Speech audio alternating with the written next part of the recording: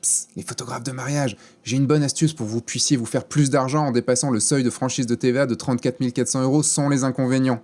Il y a déjà plein de photographes qui utilisent cette technique et elle est même conseillée par certains formateurs, alors bon, pourquoi pas vous, hein? Bon allez, on est entre nous, je peux vous la dévoiler tout de suite, hein. Eh bien, il suffit de passer une partie de vos factures en vente de biens et non pas en vente de prestations. Comme ça, vous bénéficiez du seuil des ventes de biens et vous diminuez votre chiffre d'affaires côté vente de prestations. Et hop, vous restez en dessous du seuil, ni vu ni connu.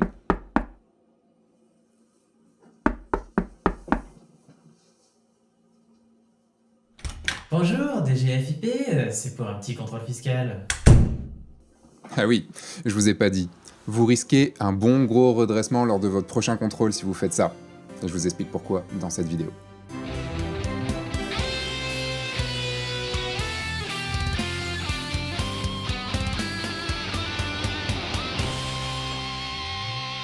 Bonjour, je suis Sébastien Roignan et vous êtes bien sur le guide du photographe de mariage, la chaîne YouTube qui va vous donner les clés pour prendre votre indépendance et vivre de votre passion, la photo, et plus particulièrement la photo de mariage. Bon, avant de commencer, vous avez le lien dans la description pour vous inscrire à la communauté Oui Je le veux. Vous pourrez voir plein de contenus et discuter avec d'autres photographes de mariage. Allez, rentrons tout de suite dans le vif du sujet, puisque depuis des années que je côtoie les photographes de mariage, je vois l'astuce dont j'ai parlé au tout début de cette vidéo pas mal circuler. Tout en me disant quand même... The real question is this. Was all this legal? Absolutely fucking not. Alors j'entends parler de flou fiscal, qui font quand même bien chier avec leur seuil de franchise de TVA 34 400 € en 2020, que la loi n'est pas vraiment très claire à ce sujet. Bon allez, je vais faire un petit point rapide là-dessus, puisque sinon je vais mettre tous les experts comptables à dos. La loi ne peut pas penser à tous les cas de figure pour tous les métiers. C'est donc en fait un recoupement de plusieurs règles qui permettent de savoir ce qu'on peut faire ou ce qu'on ne peut pas faire. D'où le côté complètement flou que la plupart d'entre nous peuvent ressentir. Juste pour que vous voyez la loi sur les seuils, je vous ai mis le lien vers l'article de loi. Vous verrez que l'article n'est pas très long et ne s'occupe d'aucun métier en particulier. Mais vous êtes peut-être déjà en train de vous demander c'est quoi déjà ce truc de seuil de TVA. Bon, je l'expliquerai mieux dans une autre vidéo parce que c'est un point assez complexe de la micro-entreprise, mais en gros, voilà un petit peu ce que ça veut dire. En tant que particulier, vous savez, on paye tous de la TVA quand on achète nos produits au supermarché, quand on paye notre place du cinéma, ça, comme je vous l'ai dit, vous le savez. Cette TVA est collectée par l'entreprise à qui on achète le produit, et cette entreprise la reverse à l'État. Si on est une entreprise, quand on travaille avec d'autres professionnels, ce n'est pas grave de devoir facturer de la TVA, quand ils sont eux-mêmes assujettis à la TVA, car ces professionnels peuvent la déduire et donc être remboursés de cette TVA, donc ils achètent les produits hors taxe. Mais quand on travaille pour des particuliers, c'est une toute autre histoire, car eux, ils ne peuvent pas être remboursés de la TVA, et donc paye le prix TTC, c'est-à-dire votre prix, hors taxe, plus 20%. Et les plus 20%, ce n'est pas rien. Vous comprenez donc que pour nous, photographes de mariage, comme on travaille avec des particuliers, puisque ce sont les particuliers qui se marient, il est donc préférable d'être en franchise de TVA, donc de ne pas devoir facturer cette TVA, pour ne pas devoir augmenter nos prix de 20%. Et c'est à ce moment-là qu'intervient le seuil de franchise de TVA, qui est en 2020 de 34 400 €. Pour faire très simple, car c'est un peu plus compliqué que ça, et comme je vous l'ai dit, je vous l'expliquerai mieux dans une future vidéo, si vous dépassez les 34 400 € de chiffre d'affaires pendant un an, vous devez facturer de la TVA en micro-entreprise. Ce qui n'est pas du tout rentable pour nous, même s'il peut y avoir quand même quelques avantages. Le seuil de 34 400 € est donc le plus souvent une barre à ne pas dépasser pour un photographe social en micro-entreprise. Mais, parce que oui, il fallait forcément qu'il y ait un mais, en micro-entreprise, on peut distinguer les ventes de prestations des ventes de livraison de biens. La partie prestation de services et la partie achat-revente. D'un côté, on a un seuil à 34 400 € pour la vente de prestations, de l'autre, on a un seuil de 85 800 € pour la livraison de biens. Sans parler non plus des charges sociales qui sont différentes, avec d'un côté 22% pour la vente de prestations et de l'autre une taxe de 12,80% pour la livraison de biens. Je vous rappelle, cette vidéo est faite en 2020, donc je vous donne les chiffres 2020. Et là où ça devient vraiment intéressant, c'est que vous pouvez additionner la vente de prestations et la vente de livraison de biens. C'est là que la combine dont je vous ai parlé au tout début vient s'installer. Parce que oui, si on y réfléchit rapidement, ok, aller faire des photos sur un mariage, c'est une prestation. On parle bien de prestation mariage, nous sommes des prestataires. Mais le livre ou les tirages, ce sont des objets, et donc de la livraison de biens. En plus, mon livre, je l'achète chez mon fournisseur et je le revends à mon client. C'est donc bien de l'achat-revente comme c'est écrit dans la loi. Donc au final, je vais pouvoir faire deux factures, une pour la prestation photo de mariage et une autre pour la vente de livres et des tirages. Donc en prenant par exemple une prestation de 2500 €, il y aura 2000 € de prestation et 500 € de livres. Avec 17 mariages, j'arrive à mes 34 000 € de prestations, dont 22% de charges sociales, et je peux ajouter 8250 € de vente de livraison de biens, donc les livres, dont 12,8% de charges sociales. Ça fait quand même déjà une sacrée plus-value. Et puis même, j'ai envie de dire, pourquoi pas augmenter le prix du livre, ce qui ferait par exemple 1500 € de prestation et 1000 € de livraison de biens. Comme ça, je peux faire 22 mariages pour atteindre 34 000 € de prestation, j'ai à côté 22 000 € de livraison de biens avec les livres en plus, ce qui augmente quand même grandement mon salaire sans devoir facturer de TVA. Allez, maintenant soyons complètement fous, on pourrait se dire qu'on ne shoot que pour le livre, donc on vend au final que le livre et non pas une prestation photo. Donc autant tout passer en livraison de biens. Du coup, ça me laissera de quoi faire quelques prestations photos à côté. Et du coup, je peux devenir riche, puisque je peux faire 34 400 € de vente de prestations d'un côté, plus 85 800 € de vente de livraison de biens à côté. Si je fais bien mes calculs et que je m'y prends bien, je peux déclarer plus de 60 000 € de salaire à l'année. Je dis bien de salaire. Ce qui fait 5 000 € par mois. Ce qui est quand même plutôt cool. Il y a quand même de quoi se faire un bon pactole sans avoir à passer en société. Le truc, c'est que c'est quand même un peu trop beau, non? Et vous savez ce que ça veut dire quand c'est trop beau. Ah oui, on le sait tous, hein. Je vais vous expliquer pourquoi dès maintenant. Bon, pour savoir si c'était trop beau pour être vrai, je me suis renseigné auprès de comptables, auprès de contrôleurs et auprès d'avocats pour vous dire ce que je vais vous dire. Parce que bon, comme toujours, c'est une interprétation des règles. Les lois peuvent être tournées un petit peu comme on le souhaite tant qu'on peut les expliquer. Mais il y a quand même une chose qui est certaine, l'administration n'aime pas du tout lorsqu'on fait un montage financier dans l'objectif très visible de s'arranger. Et le truc, c'est que passer certaines choses en livraison de biens et d'autres en prestation est clairement un montage qui nous arrange. Il faut aussi que je précise une chose, tout ce que je dis dans cette vidéo est mon interprétation, à la vue de toutes les informations et expertises que j'ai pu récupérer. Je ne suis ni expert comptable, ni avocat, ni contrôleur fiscal. C'est donc ici mon avis que je donne, et le vrai que vous vivrez si vous avez un contrôle pourra varier d'un contrôleur à l'autre. Parce qu'au final, c'est ce contrôleur qui va décider, bien sûr en fonction du centre des impôts duquel il dépend. Bon, maintenant que j'ai pris les précautions qu'il fallait, je peux rentrer dans l'explication concrète. Alors pour tous ceux qui utilisent déjà cette combine, je vous vois déjà vous dire « Ouais, mais c'est pas juste, c'est quand même pas juste parce que ça paraît logique.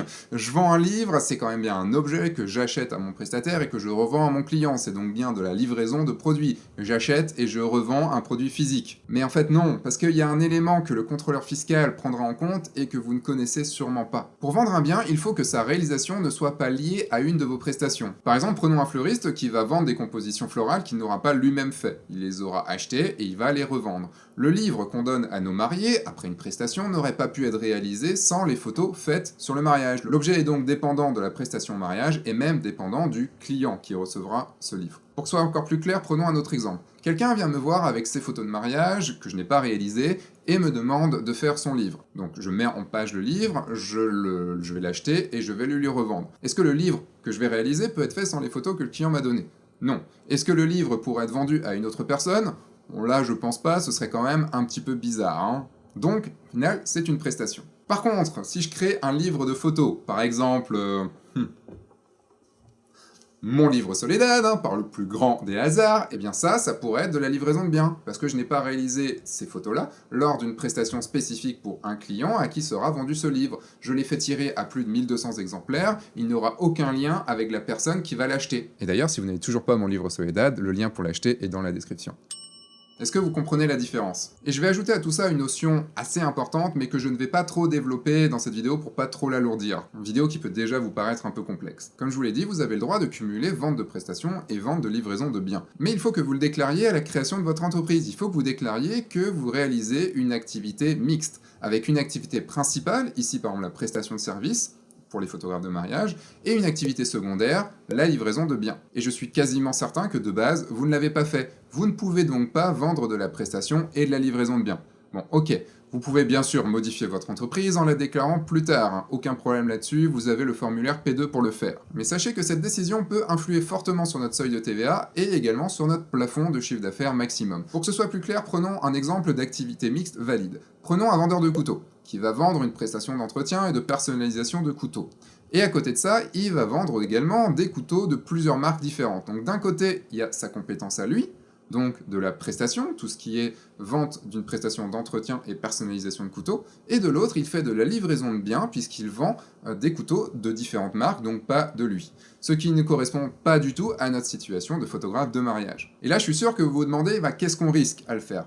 J'ai envie de vous dire, rien. Et là, vous êtes en train de vous dire, alors, pourquoi tu nous fais chier avec ça? Vous ne risquez rien, tant que vous n'avez pas de contrôle fiscal. C'est là où ça peut se gâter. Alors bien sûr, je ne suis pas contrôleur, mais globalement, vu que cette façon de faire est plutôt très tendancieuse, c'est comme si vous vouliez jouer un gros coup de poker. Ça peut peut-être passer dans une grosse partie des cas, mais si ça ne passe pas, vous pouvez perdre votre mise de départ. J'ai écrit cette vidéo avec l'aide d'un ami comptable, Vincent, et j'ai beaucoup aimé la métaphore qu'il a fait. Âme sensible passée dans 20 secondes. Jouer sur la probabilité de se faire contrôler, c'est comme jouer sur la probabilité de se faire cartonner par une voiture quand tu pique-niques. Si tu fais ça au milieu de l'autoroute, il y a juste à attendre la première voiture qui passe. Oui, je vous laisse imaginer la scène. Et en plus, si vous faites cette combine, il se peut qu'une alerte vire au rouge côté administration, et que ce soit un motif pour que l'État se dise « Hey, si j'allais contrôler ce photographe !» Et c'est à ce moment-là qu'il sonne à votre porte, ou plutôt qu'il vous envoie un courrier généralement au début. Et il y a un truc qu'il faut se dire, nous ne serons jamais plus malins que le contrôleur. On aura beau imaginer ce qu'on veut, il aura toujours un coup d'avance. Et en plus, s'il y a un doute, ça lui profitera toujours à lui, et non pas à nous. C'est pas très net tout ça. Alors que faire si vous avez déjà utilisé cette combine? Bon, des erreurs fiscales, on en fait tous, c'est tellement compliqué de tout comprendre, de tout bien appliquer, qu'il est quasi impossible de tout bien faire. J'en ai déjà fait plein durant ma carrière, et logiquement j'en ferai encore, que ce soit plus ou moins de bonne foi. Parce que oui, l'État reconnaît l'erreur de bonne foi, mais le truc, c'est que vous êtes foutu maintenant. Bah oui, parce que maintenant vous êtes au courant. À partir de maintenant, vous ne pourrez plus dire que c'était de bonne foi, parce que vous savez, c'est une combine. Bah ouais, désolé.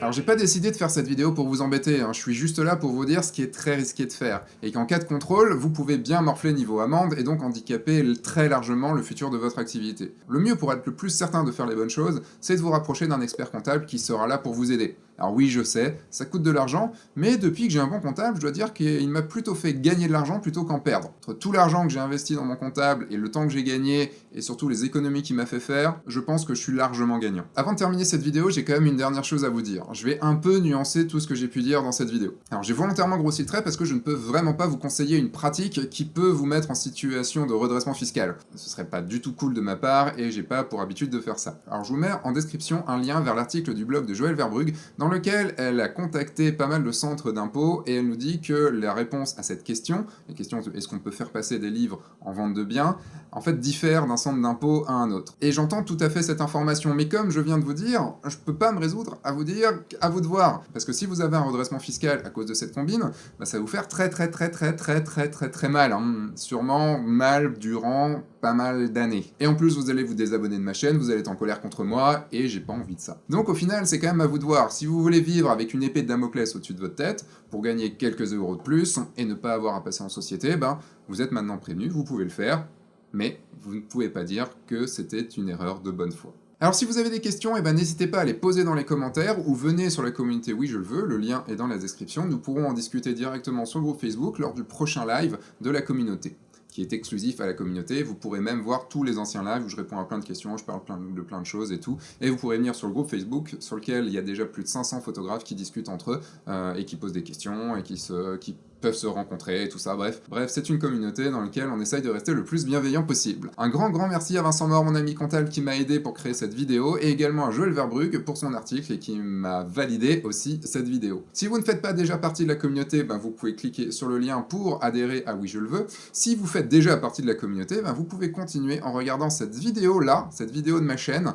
dans laquelle je pars avec des mariés en Islande pour une séance photo, histoire de vous reposer un petit peu l'esprit après cette vidéo qui était quand même un peu corsée. Moi je vous dis à la semaine prochaine pour une nouvelle vidéo, ou également pour un nouveau podcast sur la chaîne de podcast, où vous pouvez tout voir sur le guide du photographe de mariage.fr, vous avez toutes les informations là-bas, vous avez également le lien dans la description. Les podcasts, vous pouvez les écouter sur Apple Podcast, sur toutes les autres choses et tout. Moi je vous dis à la semaine prochaine, entre temps sortez, faites des photos et surtout amusez-vous. Au revoir.